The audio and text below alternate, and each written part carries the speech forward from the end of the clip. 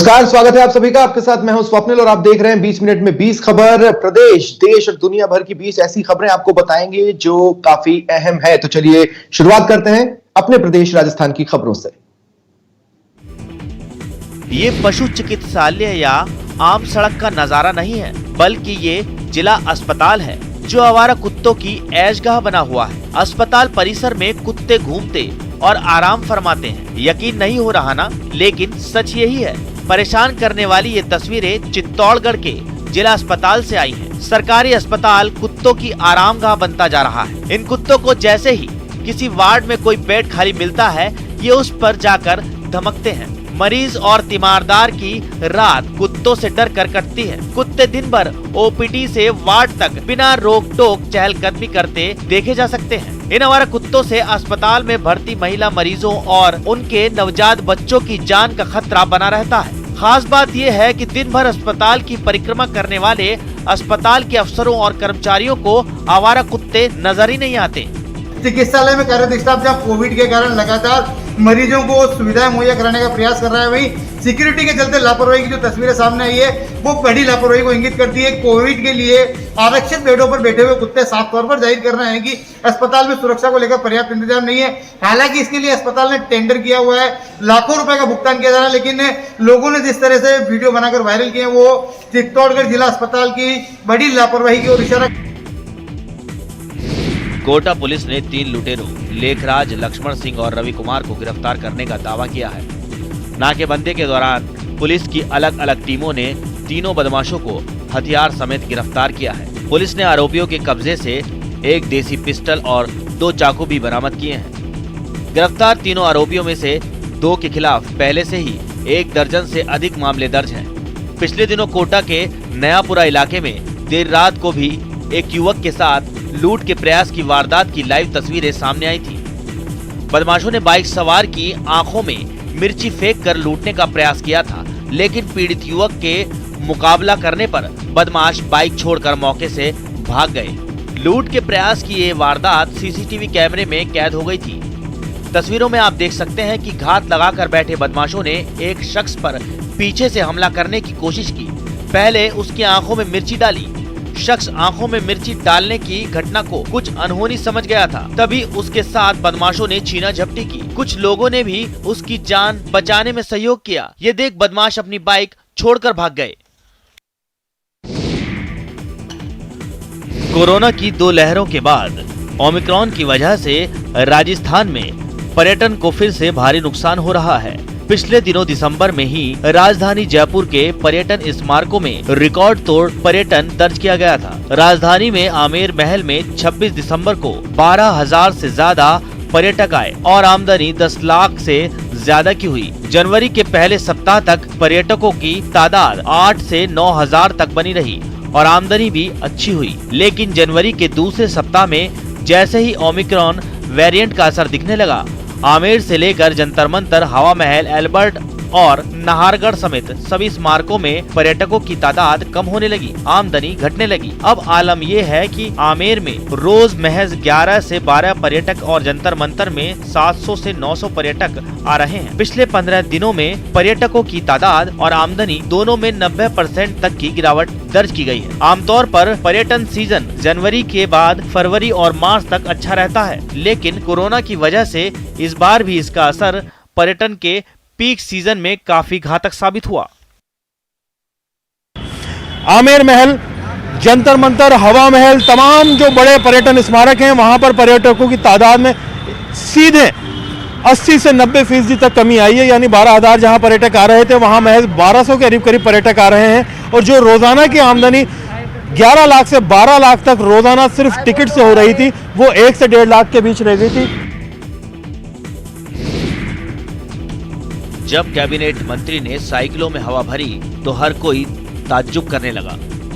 मौका था राज्य सरकार की ओर से छात्रों को दी जाने वाली निशुल्क साइकिल योजना के तहत साइकिल वितरण का।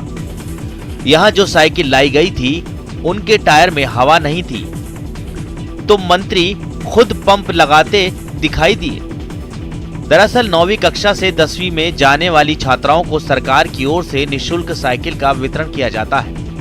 लेकिन पिछले साल कोरोना की वजह से छात्राओं को साइकिल का वितरण नहीं हुआ था, जिसके चलते इस साल कक्षा 9वीं और 12वीं की छात्राओं को साइकिलों का वितरण किया गया। जयपुर के बनी पार्क स्थित राजकीय बालिका उच्च माध्यमिक विद्यालय में 124 छात्राओं को मंत्री प्रताप सिंह खाचरियावास ने साइकिलों का वितरण किया। मंत्री खाचरियावास जब साइकिलों का वितरण कर रहे थे तो उस समय कुछ साइकिलों में हवा नहीं थी। ऐसे में मंत्री ने अधिकारियों को तुरंत हवा भरने का पंप लाने के निर्देश दिए, जिसके तुरंत बाद हवा भरने का पंप स्कूल पहुंच गया और मंत्री प्रताप सिंह खाचरियावास खुद साइकिलों में हवा भरने लगे।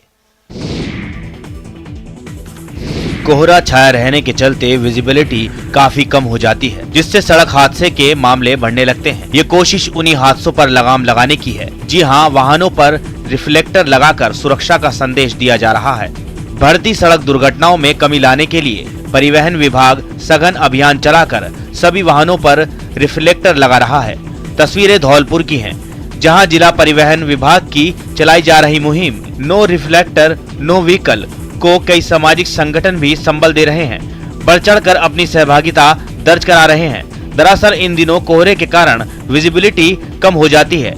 ऐसे में अगर वाहन के पीछे रिफ्लेक्टर ना लगा हो तो दुर्घटना की संभावना बढ़ जाती है। गौरतलब है कि एमबी एक्ट में रिफ्लेक्टर ना लगा होने पर जुर्माने का भी प्रावधान है।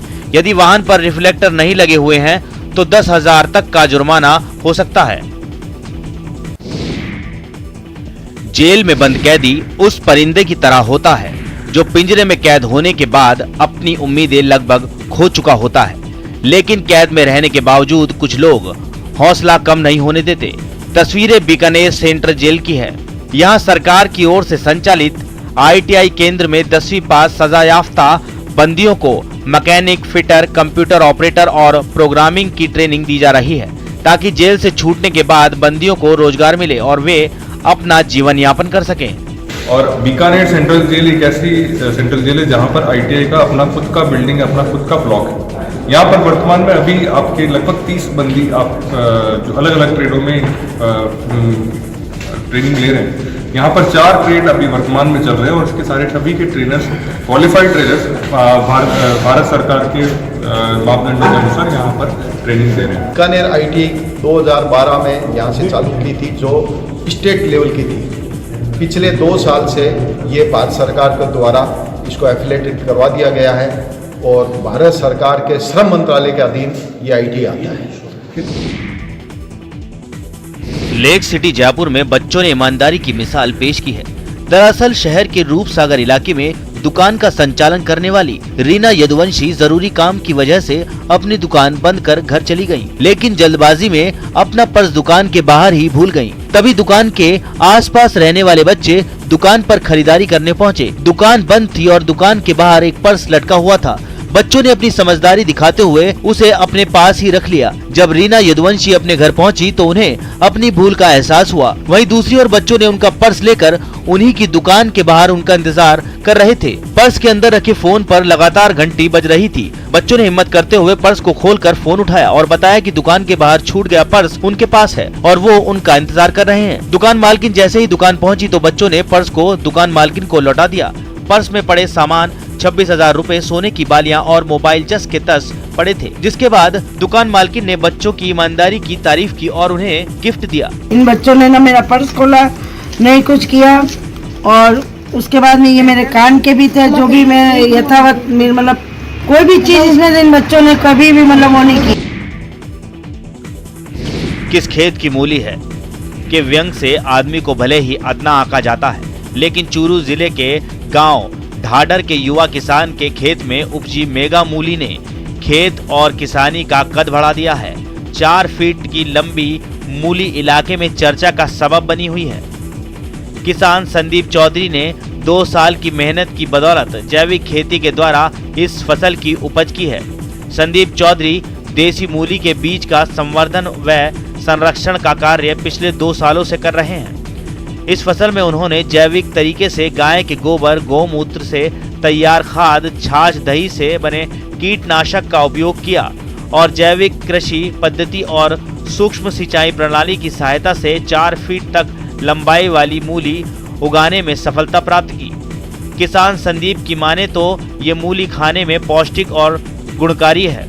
साथ ही जैविक खाद और जैविक कीटनाशक के चलते ये शरीर के लिए बिल्कुल भी हानिकारक नहीं है। पाकिस्तान से लगती अंतर्राष्ट्रीय सीमा पर पश्चिम राजस्थान के सीमावर्ती जिलों में सीमा सुरक्षा बल का ऑपरेशन सर्द हवा शुक्रवार रात 12 बजे शुरू हो गया है।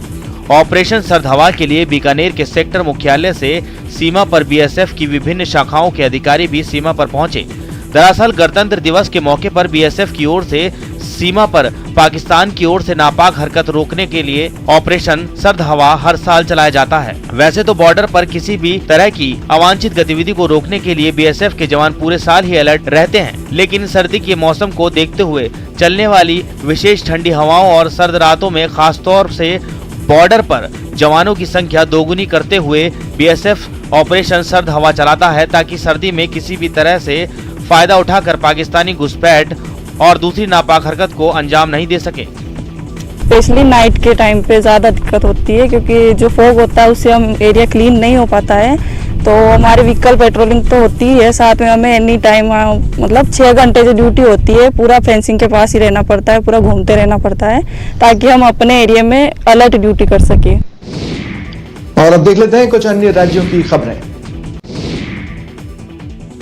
एक्ट्रेस प्रियंका चोपड़ा और निक जोनस के फैंस के लिए गुड न्यूज है, दोनों माता पिता बन गए हैं। इस बात की जानकारी दोनों ने सोशल मीडिया पर पोस्ट शेयर कर फैंस को दी है। बच्चे का जन्म सेरोगेसी के जरिए हुआ है। प्रियंका ने हाल ही में एक इंटरव्यू के दौरान पति निक के साथ परिवार बढ़ाने के संकेत दिए थे। उन्होंने एक मैगजीन के साथ बातचीत में कहा था कि बच्चा मेरे और निक के लिए भविष्य में जीवन का एक अहम हिस्सा होगा और मैं जब कभी परिवार आगे बढ़ाने की प्लानिंग करूंगी तो लाइफ में थोड़ा धीमे आगे बढ़ना पसंद करूंगी। हालांकि तब किसी ने सोचा नहीं था कि वो इतनी जल्दी मां बन जाएंगी। आपको बताते चलें कि प्रियंका चोपड़ा ने निक जोनस के साथ 1 दिसंबर 2018 को जोधपुर के उम्मेद पैलेस में हिंदू और फिर ईसाई रीति रिवाज से शादी की थी। दोनों ने शादी से पहले काफी समय तक एक दूसरे को डेट किया था। इसके बाद कपल ने अपने रिश्ते को आगे बढ़ाते हुए शादी के बंधन में बंधने का फैसला लिया। शादी के बाद प्रियंका ज्यादातर समय अमेरिका में पति निक के साथ रहती हैं। हिमाचल प्रदेश में कोरोना की रफ्तार थमने का नाम नहीं ले रही। कोरोना के बढ़ते मामलों से प्रदेश सरकार की चिंता बढ़ती जा रही है। कोरोना के बढ़ते मामलों के बीच जिला शिमला में भी रोज 500 से ज्यादा पॉजिटिव केसेस आ रहे हैं। लेकिन बढ़ते मामलों के बीच सबसे बड़ी और अच्छी बात यह है कि लोग थोड़ा सा लक्षण दिखने पर ही अस्पतालों में आकर अपना कोरोना टेस्ट करवा रहे हैं। शिमला शहर के मुख्य अस्पतालों आईजीएमसी और डीडीयू में रोज सैकड़ों संक्रमित अपना कोरोना टेस्ट करवा रहे हैं और पॉजिटिव होने पर खुद को होम आइसोलेट भी कर रहे हैं। यही वजह है कि शिमला जिले में कोरोना के मामलों में तेजी देखने को मिल रही है। मुख्य चिकित्सा अधिकारी डॉक्टर सुरेखा चोपड़ा ने बताया कि जिले में कोरोना के मामलों में पिछले 1 सप्ताह से तेजी देखने को मिली है, जिसका मुख्य कारण मौसम में आया बदलाव है। इसके अलावा जिला शिमला की कोविड रिपोर्ट में दूसरे जिलों से आए मामले भी दर्ज होते हैं, जिससे जिले में कोरोना मामलों में वृद्धि दिखाई दे रही है। उन्होंने कोरोना के बढ़ते संक्रमण को देखते हुए लोगों को भीड़ भाड़ वाली जगहों में जाने से बचने और मास्क और हैंड सैनिटाइजर का नियमित इस्तेमाल करने की अपील की है।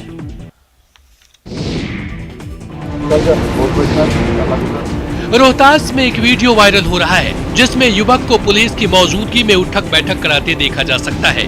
बताया जा रहा है कि प्रेमी युगल बीच सड़क ही उलझ गए। स्थानीय लोगों ने जब लड़के और लड़की को उलझते देखा तो पुलिस को खबर कर दी। कुछ लोगों ने मामला छेड़खानी का समझा और युवक से उठक बैठक कराने के साथ ही उसके कपड़े भी फाड़ दिए। बड़ी बात यह है कि बीच सड़क पर एक प्रेमी को कुछ लोगों ने जबरन उठक बैठक कराने पर मजबूर किया, लेकिन पुलिस मौजूद रहते भी कोई हस्तक्षेप नहीं की। पुलिस की मौजूदगी में हुए ये मामला तेजी से वायरल हो रहा है। यह वीडियो बुधवार का बताया जा रहा है कि पुलिस की मौजूदगी में सारा मामला रफा दफा कर दिया गया। लेकिन सबसे बड़ी बात है कि जिस पुलिस प्रशासन पर एक नागरिक के सम्मान की रक्षा का जिम्मेदारी है, उसी के सामने एक प्रेमी जलील होता रहा और पुलिस मुख्य दर्शक बनी रही। आखिर जनता को जज बनने का अधिकार किसने दिया? इस वायरल वीडियो की न्यूज़ 18 पुष्टि नहीं करता।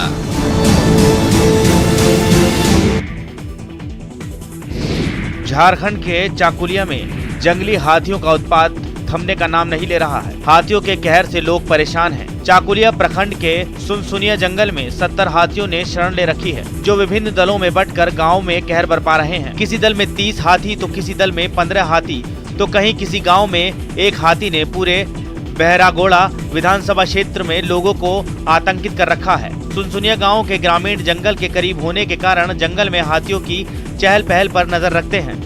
युवा वर्ग टोली बनाकर जंगल में पैदल जाते हैं। हाथी किस जगह है, कितनी संख्या में है और किस गांव का, हर बात पर भी नजर रखते हैं। युवा दिन भर में करीब 5 से 6 बार हाथियों के झुंड के करीब जाकर नजर रखने का काम करते हैं। जंगली हाथी रेलवे ट्रैक को अक्सर पार करते रहते हैं। कभी कभी तो हाथी रेलवे ट्रैक पर भी विचरण करने लगते हैं। ऐसे में जंगली हाथी किसी ट्रेन दुर्घटना का कारण भी बन सकते हैं। हाथी का जो झुंड है ना 4-5 जगह है, तो कल ही फिलहाल उधर बंगाल तरफ चला गया 15-16 को, और यहाँ पे 5 या 6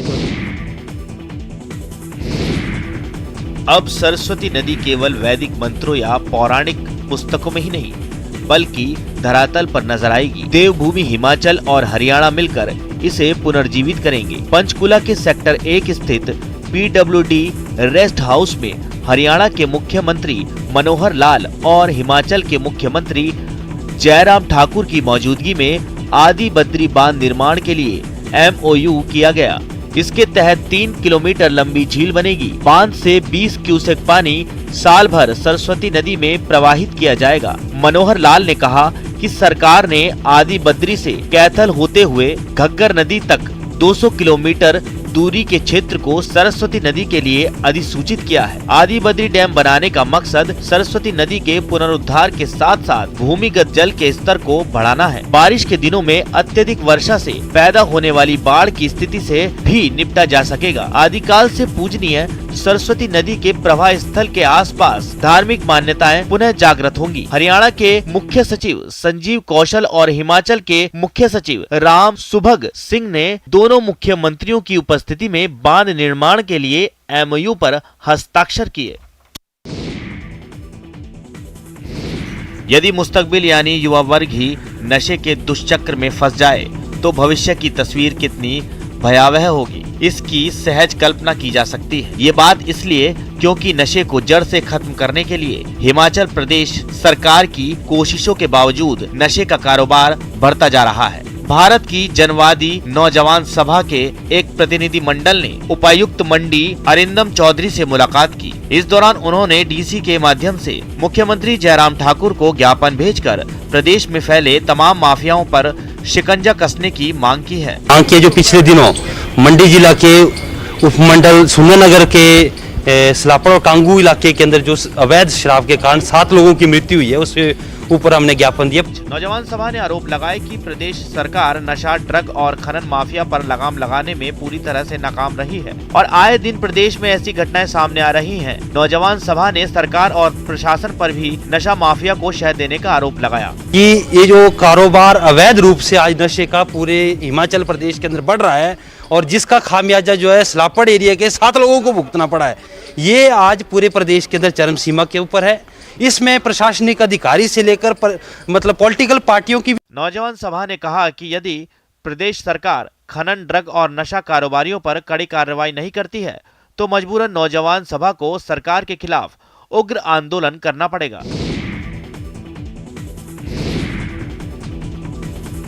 हिमाचल प्रदेश के मनाली और इसके आसपास के इलाकों में एक बार फिर मौसम ने करवट ली। मौसम के करवट लेते ही मनाली और इसके आसपास के क्षेत्रों में बर्फबारी शुरू हो गई है। मौसम के बदले मिजाज से एक बार फिर समूची घाटी में ठंड तेज हो गई है। मनाली के पर्यटन कारोबार के लिए बर्फबारी फायदेमंद मानी जा रही है और यहाँ के स्थानीय लोगों के लिए संजीवनी लेकर आई है। घाटी में हो रही बर्फबारी से मनाली घूमने आए पर्यटकों के चेहरे भी खिल गए हैं। बर्फबारी शुरू होते ही पर्यटकों की खुशी का ठिकाना नहीं रहा और वो बर्फबारी के बीच झूमते नजर आए।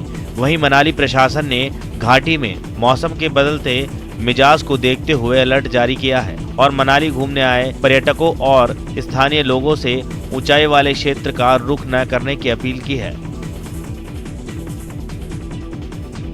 2-3 दिनों से जो है बीच बीच में स्नोफॉल हो रहा है और अभी जो मेरे को सूचना मिली है DCU नाले के माध्यम से, वो सोलंग नाला के साउथ पोर्टल पे अभी जो है अटल टनल के साउथ पोर्टल पे अभी जो स्नोफॉल हो रहा है और सोलंग नाला तक हम सभी व्हीकल्स को भेज रहे हैं।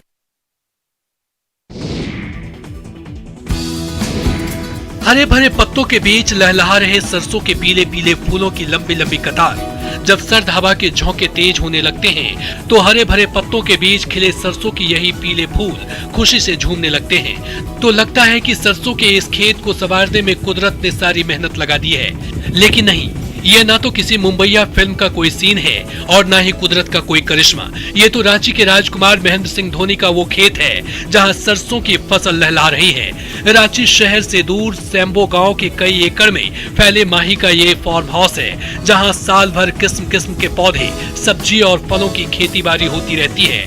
खुद माही को इस फार्म हाउस से इतना लगाव है कि व्यस्त दिनचर्या से जैसे ही थोड़ी फुर्सत मिलती है वो भागे भागे यहाँ आते हैं और फार्म हाउस की हरियाली में खो जाते हैं। माही के फार्म हाउस में मिक्स फार्मिंग तकनीक के जरिए हो रही सरसों की खेती आज हर किसी को नई राह दिखा रही है।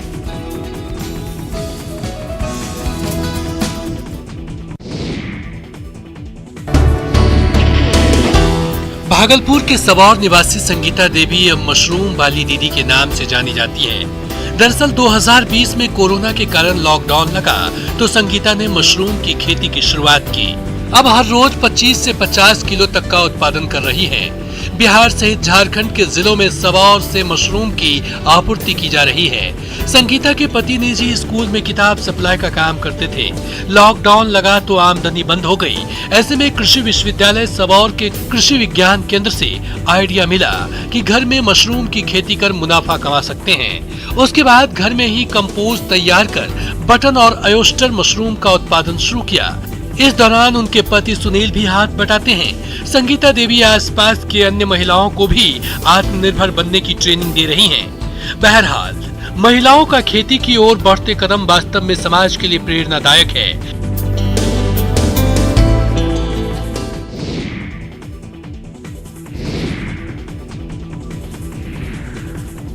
लाल रंग की स्ट्रॉबेरी, बच्चों को लुभाने वाली स्ट्रॉबेरी, स्वाद और सेहत का खजाना स्ट्रॉबेरी और अब किसानों की किस्मत चमकाने वाली स्ट्रॉबेरी। तस्वीरें पश्चिम बंगाल के सिलीगुड़ी की हैं। जी हां, पारंपरिक खेती का मोह छोड़कर नकदी खेती शुरू करने वाले बंगाल के किसानों की जमीन सोना उगलने लगी है। विदेशी फसलों की खेती करके यहाँ के किसानों की किस्मत बदल गई है। कभी सिर्फ धान की फसल करने वाले किसान अब यहाँ पर फ्रांस मूल की स्ट्रॉबेरी की खेती करने लगे हैं। किसानों की इस कामयाबी का सेहरा यहाँ के वैज्ञानिकों के सिर बनता है, जिन्होंने यहाँ की जमीन की ताकत पहचानी और किसानों की तकदीर बदल दी। विलेज ये लोगों ने ही बनाया है, जो सिलीगुड़ी वासियों ने, क्योंकि वो लास्ट 7 साल से देख रहे हैं कि इस एरिया में जब से स्ट्रॉबेरी 2013 से यहाँ पे लगना चालू हुआ, श्री विद्यासागर जी के फार्म से स्टार्ट हुआ इस चीज़, और आज उनको देखा देखी बहुत सारे किसान प्रेरित होकर आज स्ट्रॉबेरी की खेती से जुड़ते चले गए।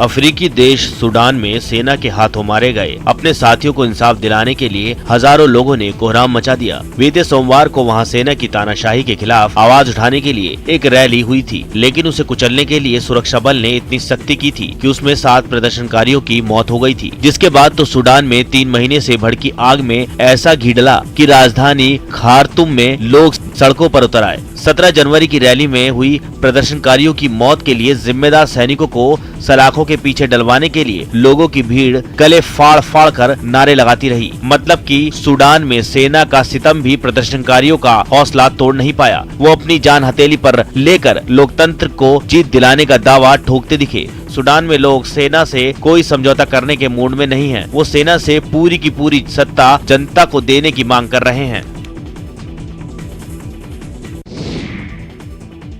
रहिए न्यूज़ 18 राजस्थान।